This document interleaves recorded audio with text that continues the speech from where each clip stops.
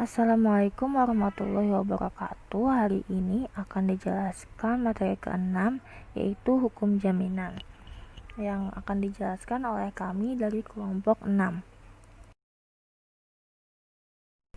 Kelompok 6 beranggotakan saya sendiri, Wanita Rahmah, ada Mustafa, kemudian Iman Pahruji.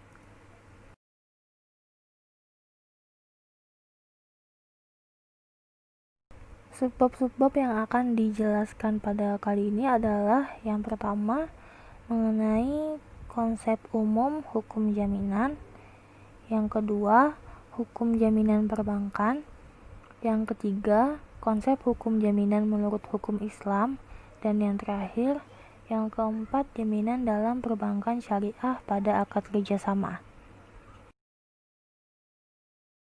Baiklah, langsung saja kita mulai ke pembahasan pertama, yaitu tentang konsep hukum jaminan secara umum.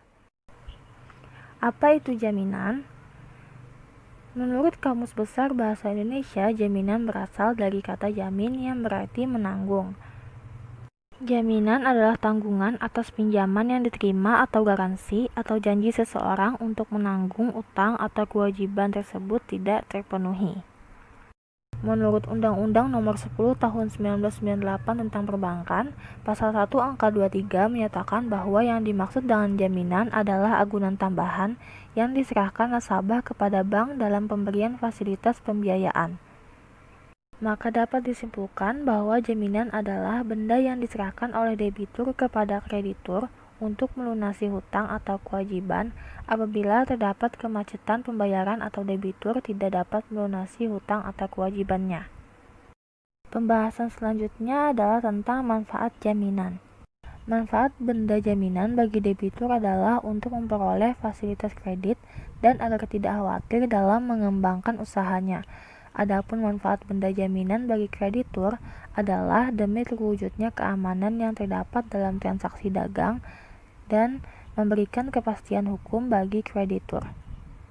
Pembahasan selanjutnya adalah mengenai asas-asas hukum jaminan. Menurut Salim HS, terdapat 5 asas penting dalam hukum jaminan, yaitu yang pertama asas probabilitas, yang kedua asas specialitas, yang ketiga asas tak dapat dibagi-bagi, yang keempat asas in basis telling, dan yang terakhir adalah asas horizontal. Macam-macam jaminan. Jaminan menurut bentuknya dibedakan menjadi 2, yaitu jaminan kebendaan dan jaminan penanggungan. Jaminan menurut sifatnya dibedakan menjadi 3, yaitu yang pertama jaminan bersifat umum, lalu jaminan bersifat khusus, dan yang ketiga jaminan bersifat kebendaan dan perorangan. Eksekusi jaminan. Yang pertama titel eksekutorial, lalu yang kedua ada parate eksekutorial. Lanjut ke pembahasan subbab 2, yaitu hukum jaminan perbankan. Dasar hukum jaminan perbankan dan kedudukan jaminan dalam kredit bank. Dasar hukum jaminan dalam hukum positif adalah Undang-Undang Perbankan Nomor 10 Tahun 1998 Peraturan Bank Indonesia Nomor 8/3/PBI/2006. Lebih tepatnya lagi pada pasal 40 PBI Nomor 8/3/PBI/2006. Jaminan dalam pengkreditan bank adalah source of the last resort bagi pelunasan kredit yang diberikan oleh bank kepada nasabah debitur. Jenis-jenis jaminan dalam perjanjian kredit bank dibagi menjadi 2, yaitu jaminan pokok dan jaminan tambahan. Adapun jaminan-jaminan yang biasanya diterima bank adalah yang pertama personal guarantee, yang kedua corporate guarantee, lalu jaminan bank, barang-barang bergerak berupa objek yang dibiayai yang bukan menjadi objek pembiayaan yang diikat secara gadai, kemudian asuransi kredit, dan yang terakhir adalah asuransi atau transaksi yang dibiayai oleh bank. Perkenalkan, nama saya Iman Pahruji. Di sini saya akan membaca bagian C, yaitu konsep jaminan menurut hukum Islam. 1. Definisi jaminan menurut hukum Islam. Jaminan artinya adalah jaminan utang atau dalam kata lain menghadirkan seseorang atau barang ke tempat tertentu untuk diminta pertanggungjawaban atas barang jaminan. Dalam kamus istilah fikih, jaminan adalah suatu jenis perjanjian dengan cara memberikan barang yang dijanjikan sebagai penguat kepercayaan dalam masalah utang piutang. 2. Macam-macam jaminan dalam hukum Islam.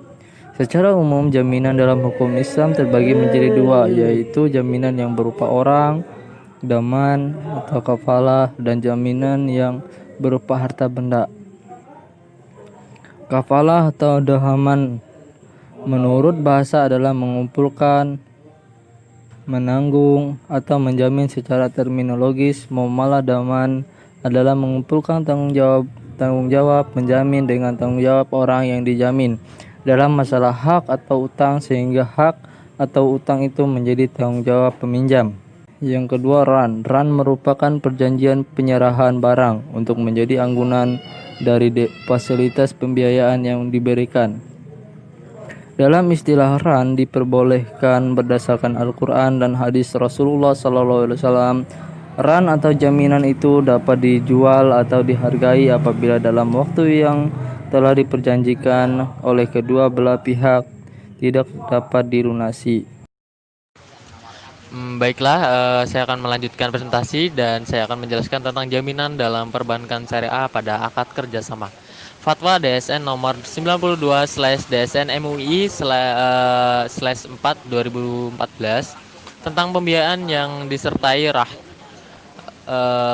al-tanwil al-mawqut bil al-rahn menegaskan adanya kebolehan penggunaan agunan pada pembiayaan atau penyaluran dana pada lembaga keuangan syariah. Ditetapkannya jaminan dalam transaksi mudharabah lebih didasarkan pada penerapan metode ijtihad yang tidak dalam maksud mengesampingkan dari hukum asalnya. Metode ini pada prinsipnya menggunakan tujuan untuk mewujudkan kemaslahatan atau menolak bahaya secara khusus sebab dalil umum menghendaki dicegahnya bahaya itu. Dalam LKS, sesuai yang menjadi pedoman perbankan syariah di Indonesia, fatwa DSN MUI pada prinsipnya dalam pembiayaan mudharabah tidak ada jaminan.